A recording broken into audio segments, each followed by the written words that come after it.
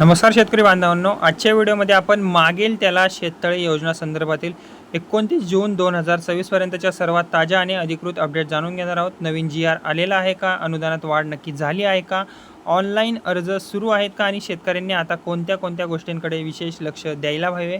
Okay, या सर्व प्रश्नांची उत्तरे आजच्या व्हिडिओमध्ये तुम्हाला मिळणार आहेत. ओके, आता सर्वप्रथम जी पहिली अपडेट आहे त्याबद्दल जर सांगायचं झालं मंडळींनो, तर 29 जून 2026 पर्यंत मागेल त्याला शेततळे योजना पूर्वीप्रमाणेच सुरू आहे. राज्य शासनाकडून पात्र शेतकऱ्यांना सिंचनासाठी शेततळे बांधण्यास मदतसुद्धा दिली जात आहे. ओके, आता जी दुसरी अपडेट आहे त्याबद्दल सांगायचं झालं तर या योजनेसाठी ऑनलाईन अर्ज प्रक्रिया सध्या सुरू आहे. पात्र शेतकरी अधिकृत पोर्टलवर जाऊन ऑनलाईन अर्जसुद्धा करू शकतात. तसेच अर्जाची जी स्थिती आहे ती म्हणजेच काय ॲप्लिकेशन स्टेटस देखील त्यांना ऑनलाईन तपासता येणार आहे. शेतकरी मंडळीने तुम्ही तुमचं ॲप्लिकेशन स्टेटस ऑनलाईन चेक करू शकता. ओके, आता जी नंतरची अपडेट आहे त्याबद्दल सांगायचं झालं तर 29 जून 2026 पर्यंत शेततळे योजनेबाबत अजून तरी कोणताही नवीन GR किंवा अनुदान वाढ जाहीर झालेली नाही आहे.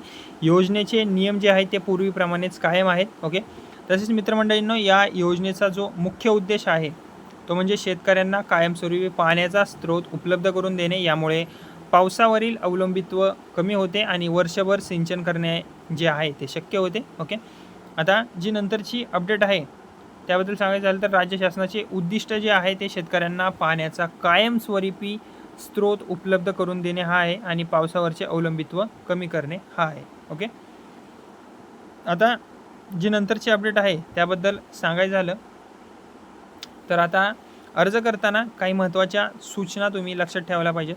7/12 उतारा, 8A उतारा, आधार कार्ड, बँक खाते तपशील आणि इतर आवश्यक जी कागदपत्रे आहेत ती अद्ययावत ठेवावी, अपडेट ठेवावीत, स्वतःजवळ ठेवावी सर्व डॉक्युमेंट्स. यामुळे अर्ज मंजुरीची जी प्रक्रिया आहे ती अधिक जलद गतीने होऊ शकते. ओके, तर शेतकरी मंडळींना जर तुम्ही आधीच अर्ज केला असेल तर अधिकृत पोर्टलवर जाऊन तुमच्या अर्जाची स्थिती तुम्ही नक्की तपासा. कोणतीही त्रुटी चुकी असल्यास वेळेत ते तुम्ही दुरुस्त करून घ्या.